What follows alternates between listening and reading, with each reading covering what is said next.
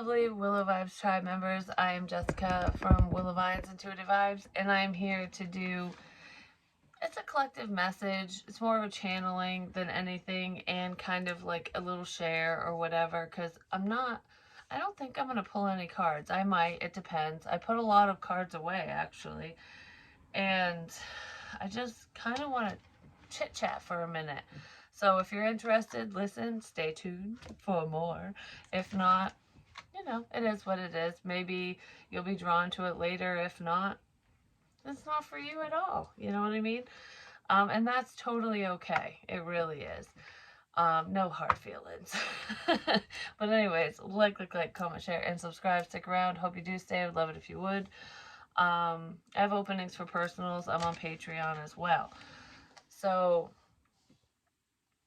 I got a lot going on right now for some reason, but it doesn't feel like much. I don't know how to explain it. So how this started was today I did my daily vibe, which is uploading, and hopefully it's almost done. And I baked cookies, and I've been cleaning the house and taking care of business, you know what I mean? Doing the normal everyday things, making sure everyone's okay and everything's wonderful. And my car's fixed, finally. There's still a couple things wrong, but it's fully legal, it's fully safe, and that's really what I care about at this time. And I just wanted to say thank you, Mom, for your help.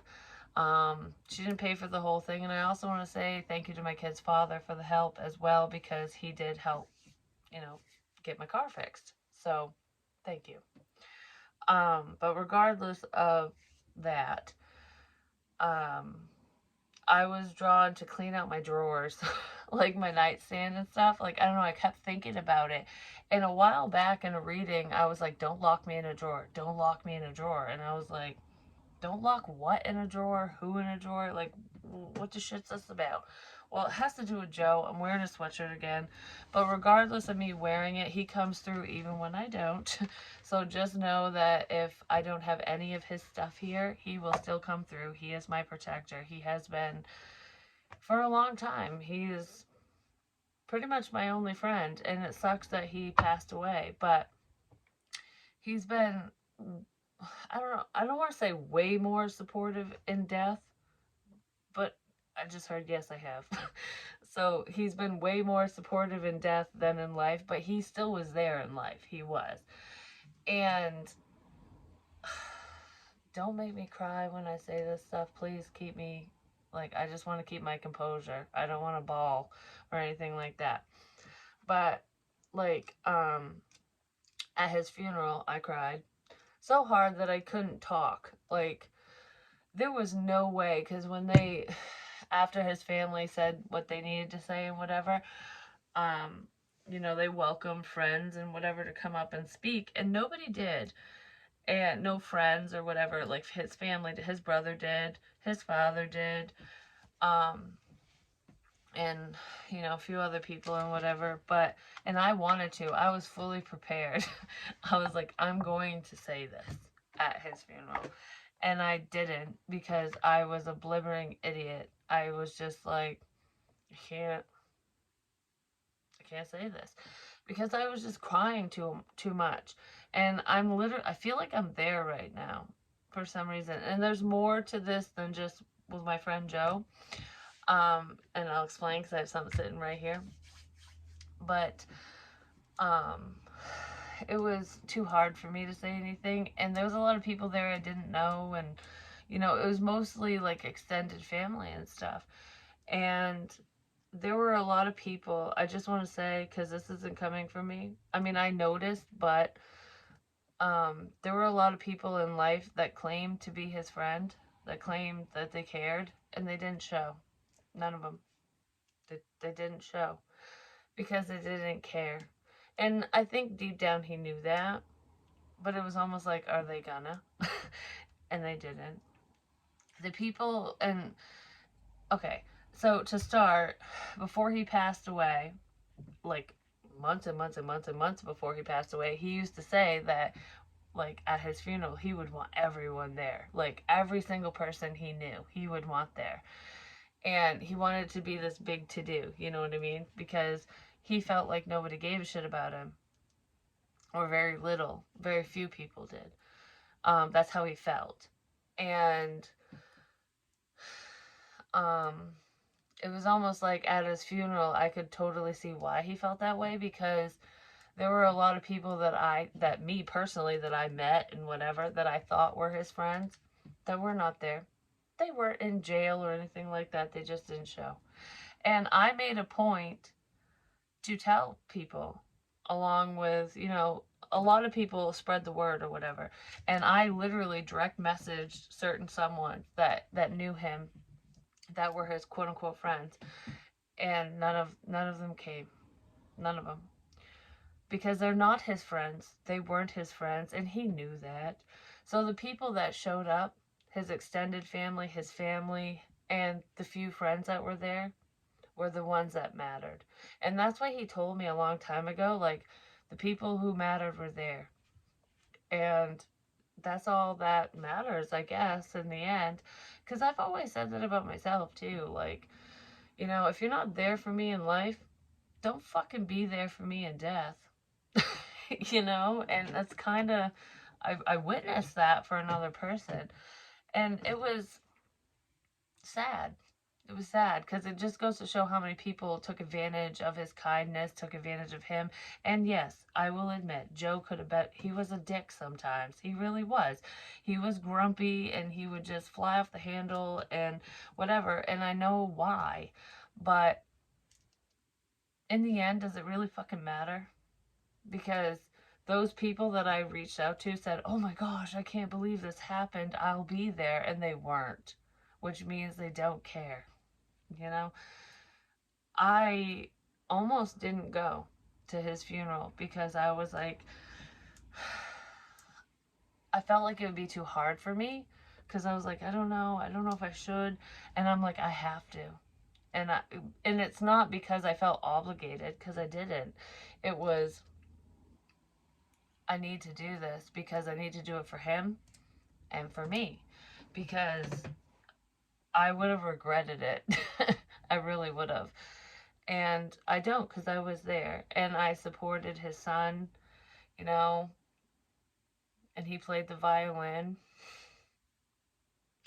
and he did a really good job. Your dad's very proud of you. Don't make me cry, because I can't get through this if I don't.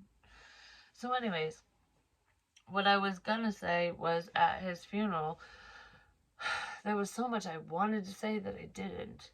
And I've, like, thought of it a lot. And I've said it to a couple people and whatnot, but I just want to say, like, the one thing I would have said was, Joe might not have been the easiest person to deal with from day to day, because, he was sick. He was dealing with an illness. He had diabetes, and it wasn't under control. And he was an addict, and he was depressed. There was a lot of things going on with him, and his life wasn't perfect. It just wasn't. But that's not what killed him, I'm just going to say. Hold on one second. We're going to end that, because a call was coming in. But anyways, it's like I get interrupted every time I go to say something. So his life wasn't perfect. And I'm not getting into, how he died and all that crap and whatever, and all the shit leading up to it, because that's not what I was going to say at the funeral, and that is not important at this time. I've already said a lot anyways, and not just me, Jessica, like, he channels through me. He comes through a lot, like, more than I even realized. And then when I look back, I'm like, holy crap, that's Joe. Like, because sometimes I don't know what I'm saying, and I'll rewatch a reading and then be like, wow, that's him, or that's so and so, or that's for so and so, or whatever. You know what I mean? Or that's for me. Because sometimes I deliver messages for myself. It's not coming from me, Jessica. It's coming from spirit, and I don't even realize it's for myself until later on. But anyways, regardless of that, I remember, I just keep picturing him in the casket. And I walked up, and I wanted to touch him. I wanted to, like, hold his hand. but I was too scared to, and not because he passed away, but because I was afraid I was going to get information.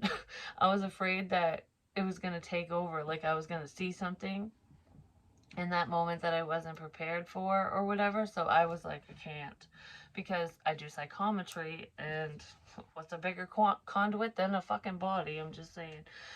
But anyways, so I didn't, but I don't know. I keep. He looked healthier dead. He did. He really did. Because towards the end, he suffered a lot and he was not well. Like he did not look good. But anyways, like I said, I'm not getting into the details of that. Not yet, I guess.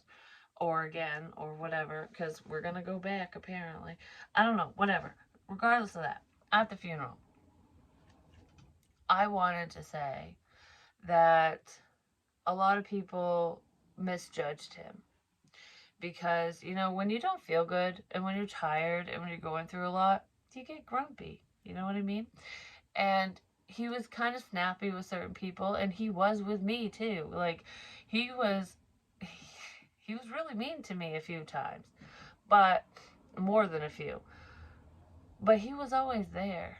I don't know how to explain it. Like, um, for example, I fixed my own car, which was, I can't remember which one it was. I think it was the Equinox. My thermostat went and no one would help me. So I'm like, I will do it myself. And I figured it out, and I was. But there was one bolt I couldn't get undone. I couldn't do it. I wasn't strong enough. I'm like, what the fuck? I was getting so frustrated. And I had done everything except for that. And I called Joe and I said, can you please help me with this? I did all of it. I just can't loosen this nut. That's all I need. And he was like, yeah, I'll be there in like 10 minutes. I'll come help you. And I was like, thank you. And he did. He showed right up, blasted his fucking music, because he was really into sound systems. That was his passion. He built subwoofers, and he would set that stuff up. And I didn't understand a lot of it. He tried to teach me, but I retained a tiny bit. That's where the power and electrical stuff is coming in when I'm talking about direct current, alternating current, stuff like that. Like, different wires go different places, and that's what he would do. And he did try to teach me, and he taught me a little bit. I know enough, but not enough to set anything up. You know what I mean? I should have paid more attention. And maybe some people in his life are thinking that, like, you were really smart. I should have paid attention. Maybe his son's thinking it. Who knows? But regardless of who's thinking what, that always makes me think of him when, like, you know, it's all about that bass, about that bass. You know what I mean? And it was with him, like, literally being in the car with him. You would vibrate getting out of the car because it'd be like whoa, whoa, whoa the whole time. But anyways, he showed up, and he fought with the nut that I was, like, the bolt that I was trying to get loose. He's like, Jesus, this is really in here. He got it for me. It took him a minute, and then he helped me finish it. And he goes, if it wasn't for that fucking bolt, you would have done this all by yourself, and you did everything right. And I was like, oh, it made me feel good, because he praised me, like, you did everything right. But this, you got hung up on this, and I just could not get it. And he fought with it, and then we fixed it together, and he actually said he was proud of me. Like, you did good. I was like, thanks. So, and there was multiple other times too. Like, don't get me teary eyed. Like, I think it was that same piece of shit Equinox. My alternator went, and I knew what was happening because the lights were flashing or whatever. And it was fucking raining. I was like, damn it, it's cold and it's raining. I'm gonna have to walk. And I wasn't like wicked far from home. I was probably like 4 miles away. I could have walked, but I'm like, I don't want to. It's cold and raining and whatever. So I called him, and he was in the middle of something, and he's like, I really don't know. His windshield wipers didn't work.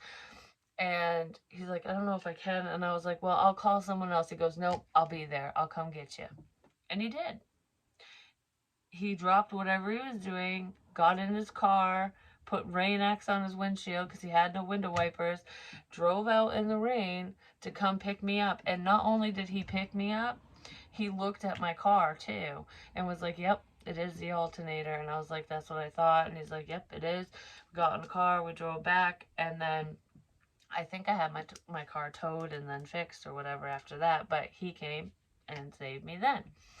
And then another time I was in the rain again. I'm telling you, the rain is significant, especially when it pertains to him and me apparently. And it's raining tonight. But anyways, um I was at Walmart, and Walmart's significant too for some reason.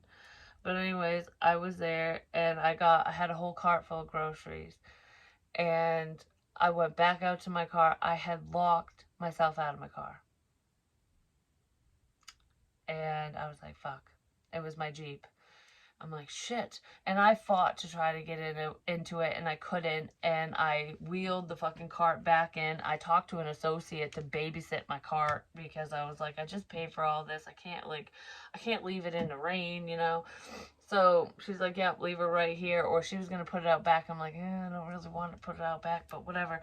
You know, like, whatever. I was just trying to do what I needed to do. And I called, and he was getting ready to sell his vehicle, like his older vehicle. And someone was coming to look at it and potentially buy it. And he's like, on a time crunch, like, all right, I don't know how long it's going to take, but I have to be here at this time for this person. But he still, he still showed up. He still showed up. And him and I fought to get in that fucking car. I'm just saying, we broke into my vehicle together. It was a team effort, but it was like, we gotta do this quick. And it was a pain in the ass, but he helped me.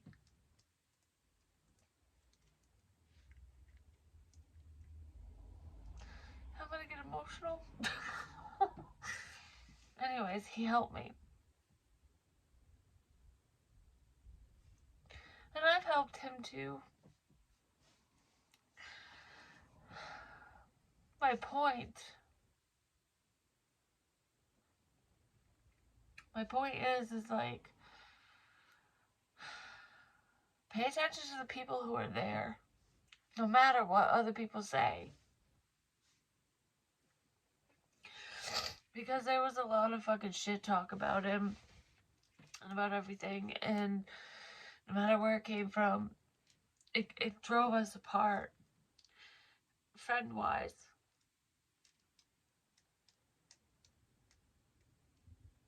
I just heard it's okay, but it's not okay. Like, learn from certain mistakes, because who gives a shit what other people think? Who cares what they say? If someone is supporting you, if they're helping you, if they're there, then they obviously care. There are some people that will be there when they don't care just because they want some type of control and power, but that's rare, and it's different circumstances, and it usually has to do with like lovers and crap, you know, like, but when it comes to friendships and shit, who's there? Who has your back? You know, no matter what people say about that person, because a lot of people said a lot of bad things about him, but he was not a bad person. He was misguided. He didn't make the best choices, but he was there. He was there. He tried, you know, and that's all you ever can do in life with people. He tried. And he didn't just try with me, he tried with other people too. But that's what I wanted to say. Like, at his funerals, like, he was always there. And he was. You know, he might have been like all grumpy and bitched at me a couple times, like, what the fuck, like, you got yourself in this situation or whatever, but he was there. And I'm very thankful for that. I really am. And I'm really sad that things went the way that they did. But, you know, life is about lessons, and I just heard it had to. Everything happens for a reason. It had to. But I have a lot of good memories with him. I do. And that's what I focus on. I don't focus on the bad because I know what the bad's about, especially now. But he he was not a shitty person like a lot of people made him out to be. He wasn't. He was actually a good friend. He cared. Um he did. And I wanted to say that at his funeral, but I was too like boo-hooey to say it. So I'm saying it now. Um there were more instances. It wasn't just that. But towards the end, there's a lot of manipulation and lies. And I know this because of what I found in my fucking drawer. And if people don't think I have evidence on certain things, they're sadly mistaken because I have evidence on a lot. On a lot. A lot, a lot. A lot more than you fucking think. And no, it's not in my drawer anymore. But anyways, I can back up all the shit I've said. Not just with the little tiny box of trinkets on my spiritual drives, not just with receipts. I do have receipts, just saying. And it proves where I was, where I went, dates, locations, everything. But not only that, it's on other things, other people's situations. I have shit to back up what I say. I have shit to back up what Joe's saying, because he is. He's talking. I have him on the wall. He's right there beside the star. He's been protecting me, watching me, helping me, and guiding me. And any people who mean me ill will, trust me, he will warn me. He will. He has. He already did, and he will continue to do so. And he ain't gonna shut up till the truth is out, and he's gonna out everyone if people don't start talking, just saying. But anyways, besides all that crap, I was talking about a book. Yeah, the significance with my book, what I write in, my spiritual writings, but there's a book. A book. Can't You Sleep, Little Bear? It's a kid's book. Do you want to know the significance with this? This is the first book that I learned how to read. It was a lot smaller. I had a smaller version of this.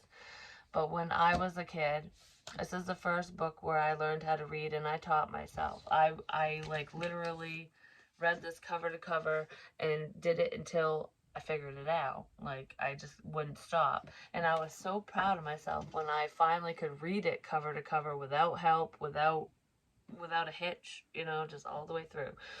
And that's a memory for me. So when my son was born, I was part of the Scholastic book club and all that crap, and we had Winnie the Pooh shit, like all those books, all the Dr. Seuss books and stuff like that.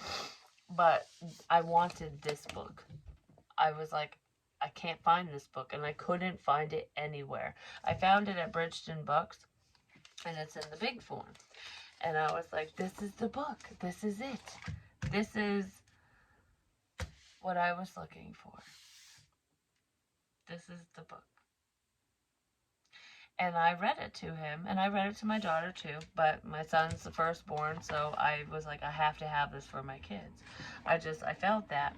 And it's about being afraid of the dark, which is kind of ironic because I was afraid of the dark forever, up until I was an adult, up until I was a parent. It's just like, it's the unknown. You can't see. You know what I mean? And a lot of mediums, especially, are afraid of the dark for many years, even into adulthood, because it's like, what's going on, until you understand your gifts and understand what's going on. A lot of mediums are afraid of the dark, or they were at one point or for a while. But I'm not afraid of the dark anymore, I'm just saying. But anyways, what's really weird about this, because I just read it again, is it's about Big Bear and Little Bear. And that's their names in here, is Big Bear and Little Bear. And this was the first book I learned how to read as a kid. And then when I go down a bad road or whatever, and I meet certain people, they nickname me because they thought I was my sister, and her nickname's Big Bird. And when they realized that we're different people or whatever, this person started calling me Big Bear. And I hated it. And I'm like, Big Bear? That's fucking dumb. Like, what? And it stuck. Because, of course, when you hate something, it always sticks. So anyways, they would call me Big Bear. And I'm okay with it now. Because Big Bear saves the day for a little bear. You know, it's like a parent-child thing in this story, but Big Bear saves the day with the light. With the light. Big Bear gives Little Bear a little light. But it's not enough because there's dark all around us. And then he's like, what the hell's going on? I'll get the medium light. Here's a bigger lantern. So it illuminates the room, basically. Your room. And Little Bear's still scared because there's darkness all around us. And it's like Little Bear is seeing what Big Bear isn't seeing right away. Ultimately, if you look at it from a spiritual standpoint. And then Big Bear goes to the lantern cupboard and pulls out the biggest lantern they have, and it lights up the whole cave. So the whole fucking house is lit up, and it is right now. It's Christmas time. Every freaking room in this house has a light on in it right now. I'm just saying it, in my house it does. So that's what Big Bear does. Like, we're lighting everything up. You can see everything. And Little Bear's like, but there's still darkness all around. And Big Bear's like, where the fuck is the darkness coming from? It's outside. So Big Bear thinks about it. In a nutshell, this is a story. And takes Little Bear outside. And of course, Little Bear's fucking terrified. Like, shit, I don't want to be out here. It's dark. And Big Bear goes, I brought you the moon and the stars.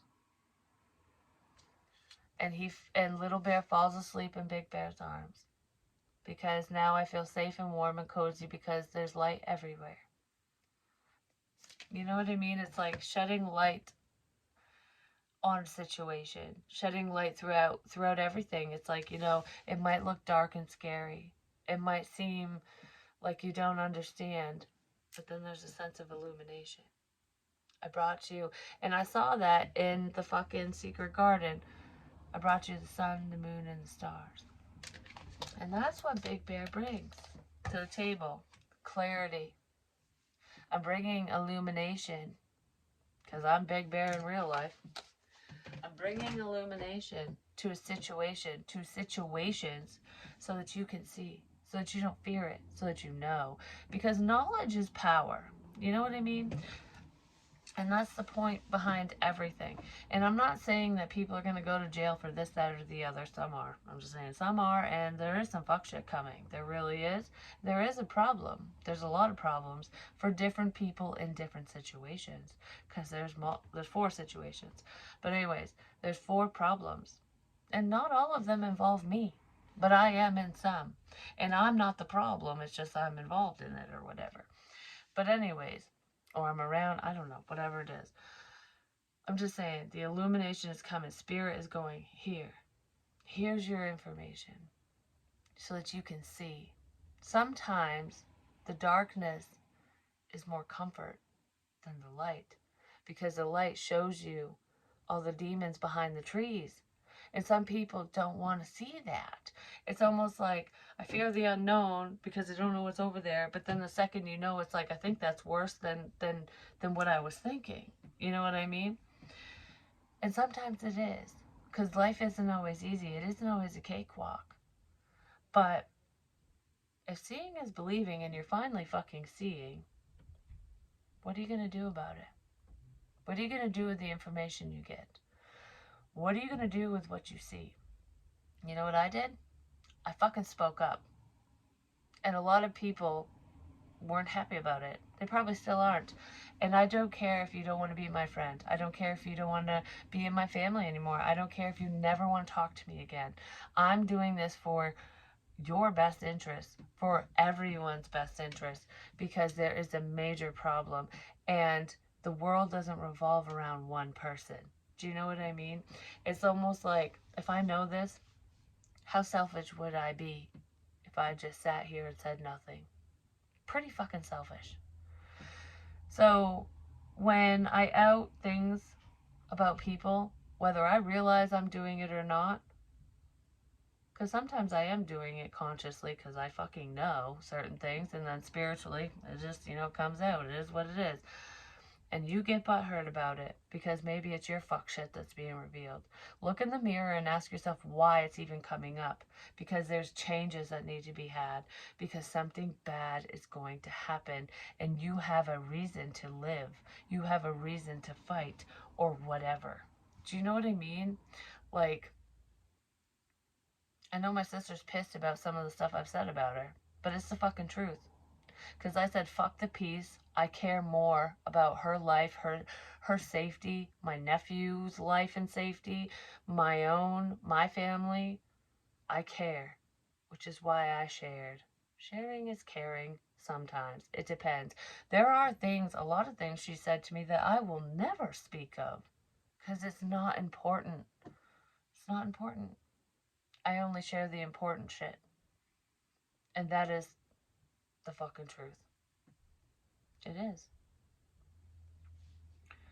If you have told me something in confidence and it's not going to hurt anyone or you or me or whatever, it will never be spoken of again. Unless you bring it up to me and we talk about it again. Like, you know what I mean? That's not shit that I share. I only share important things. Whether I give a fuck about you or not, but I do give a fuck about my sister, even though she thinks I don't. You know, I mean, I invited her to Thanksgiving and she lied to my nephew, or he lied to me, one or the other. I don't know. I don't think he lied to me, but I said it a few weeks in advance and I invited both of them, and she told everyone that I didn't invite her, that I only invited my nephew, and that she's not welcome here. And then when she showed up to drop him off for Thanksgiving, I was in the middle of leaving. I was backing out of the garage because I had to go get eggs to finish cooking for the next day. And she basically, I waved at her and I was gonna say something, but she sped out of my driveway so fucking fast I couldn't have said anything anyways. But she was like, oh, she's gonna leave right at, this is what she said, she's gonna leave right as I get here, like she knew I was coming, kind of thing. No, I didn't know what time they were showing up, and I wasn't gonna do that. I stopped, I got out of my car and waved at her, and she just took off. And I know exactly where she went because when I left, I saw exactly where she was headed, which is to someone's house. But anyways, um, moving on from that, it's just a bunch of bullshit, is what it is. I even made extra rolls because her favorite are my pumpkin rolls that I make, the homemade ones. And I made stovetop stuffing because William, my nephew, doesn't like vegetables, just like his mother. And I made sure to save that, some turkey, and those rolls. And I gave her extra rolls. And I told my nephew, I said, make sure your mother gets some of these. And I let her know that I was going to send some back. I didn't even get a thank you. I didn't even get a reply when I told her that I loved her and I was inviting her to Thanksgiving. So, you know, any bullshit that she says, she can shove it up her fucking ass is what she can do, because I know she's full of shit. She's a chronic liar. She has been her entire life. And yes, I'm outing you on that because you lie about everything and you fucking know it, Mrs. Smirky Pants. I'm just saying. And I'm not trying to be a bitch here, but I welcomed you in and I was trying to right a wrong because I knew you were butthurt about the whole situation. But you know what? You're burning bridges left and right, girly girl. One day you're going to look around, there ain't going to be a motherfucking person around. And you're going to wish that you didn't do that. And there's nothing I can do about it. I tried. And I do love you. That's why I said what I said. Even though you're in a position in life where you're not going to see that. And that's okay. That's okay. You live your life, I'll live mine. Just know that I love you. Just know that I love you. And yes, I love my nephew, even though there's been some problems there. But I can't imagine why there's been so many problems. He's left alone a lot. A lot, a lot.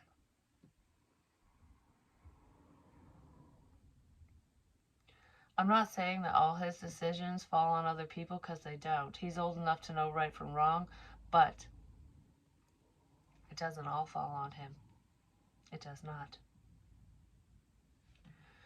And I love him too. And I understand. Doesn't make it right, but I understand.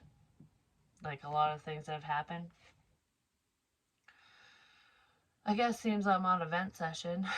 The only other thing I want to say is there is someone, it's really weird because there was a dream that I had. Yeah, it was a Thanksgiving dream with my friend and ex and all that crap and whatever. And I've shared this before, but I said someone from the past had called and this person wasn't driving or whatever. I think they can drive now or they're of age to be able to get their permit and all that crap.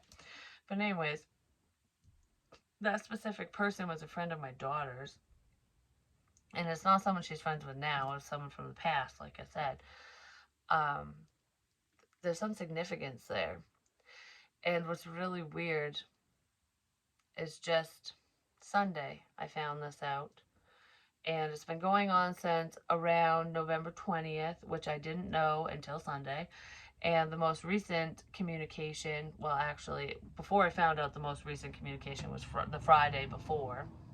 And then it was that following Monday, which was yesterday, December 4th. But anyways, there is an old, yes, he's fucking old. He's old to me. I'm 37 years old. This dude's 69, okay? He's pushing 70. Hitting on my daughter. Sending really grotesque sexual fucking shit to my baby girl. Naughty pictures that weren't of him, weren't of her, whatever, but they're all pornographic, all the same. But he did send a dick pic, then it got removed, but then he sent another one, and guess what? It got saved. Unfortunately. You know, if my daughter has to see it, I guess I had to fucking see it too. But I'm just saying, I have no respect for pedophiles. None, and he is one. He's old enough to be her grandfather times fucking 10, I'm just saying. She's 16, barely. Just turned 16 October 18th, okay? The shit this dude was saying is fucking gut-wrenching, disgusting. You know, like, when I was reading it, it made me feel uncomfortable. And I'm like, I can only imagine how she's feeling. And yes, I'm taking this to the authorities. Yes, I am. So I think that's going to unfold in an icky way at some point. And even if it goes nowhere, at least it's been reported. Because if that sick piece of fucking shit touches my baby, I swear to all that's holy, he will no longer exist. And I might be in jail. But anyways, any parent would feel that way. Try me. Fucking try me. Because I know I have more information on this fucker than he even thinks. He thinks he's got away with talking to someone like this. Good fucking luck, you sick piece of shit. I really hope my spirit team goes and haunts his ass. It scares the fucking shit out of him. He starts hallucinating or something. I'm just saying because, I said there was a pedophile involved in the situation, didn't I? Well, there's the fucking pedo. There's the pet. One of them. There's more than one. There's more than one. But, yeah, there is. Mm-hmm. But I have the evidence on that. So, anyways, and if that sick, fucking, disgusting dude watches this, I doubt he will. Or if his family does. People from the past.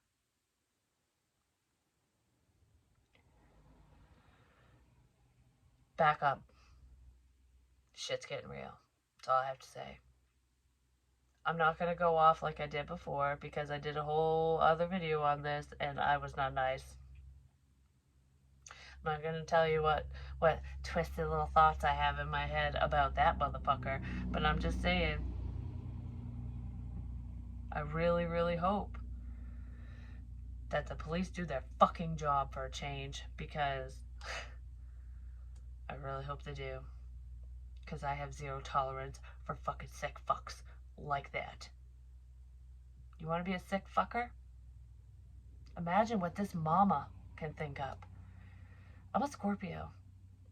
I have some twisted thoughts too. You don't want to know what I'd put you through if you ever touch my child. I'm not fucking around.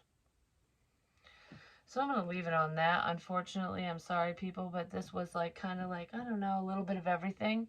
But that fucker needs to go. And I'm going to make sure that the authorities do what they need to do. And if they don't, he better pray to God that he backs the fuck up. That's all I have to say.